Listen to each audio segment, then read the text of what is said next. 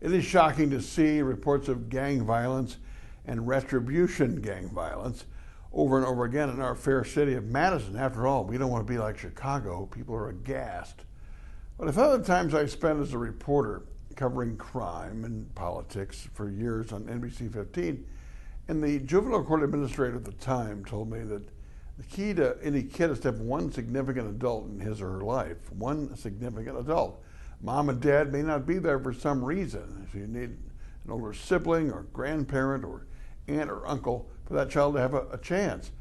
As I sat there on last Saturday at the graduation at UW for my daughter, who was a proud graduate, I realized her family was a gang. That's what a family is, a gang. She had her brother up from Florida, my sister, her daughters, her stepfather and his parents up from North Carolina. We had a huge gang there to support my daughter who was graduating from Wisconsin. She couldn't have done it without that gang. It was a good gang. For that matter, the Rotary Club, the Kiwanis Club, and the Ladies Auxiliary, they're all gangs too.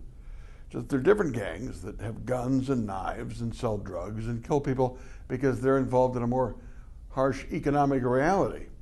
Those kids who go to gangs and who thrive in violent gangs don't have a gang at home.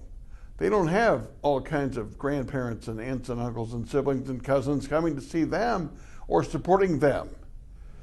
I know that we like to say, if you're a progressive, you'll say that families broke down in the inner city because jobs went away, factories left, and dad would get depressed and become involved in substance abuse and was going to turn to violence, all because the factory closed 10 years ago. Conservatives will say, hey, there's no individual responsibility.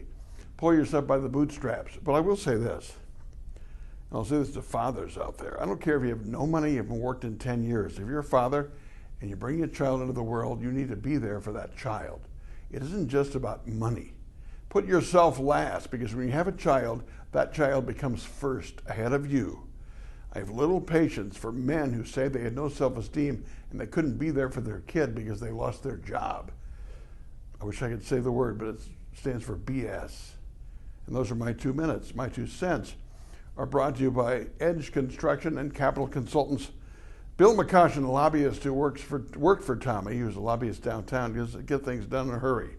We'll talk about this and more on the radio tomorrow at 8 on 92.1 FM, The Mic, The Mitch Henck Show. Talk to you then.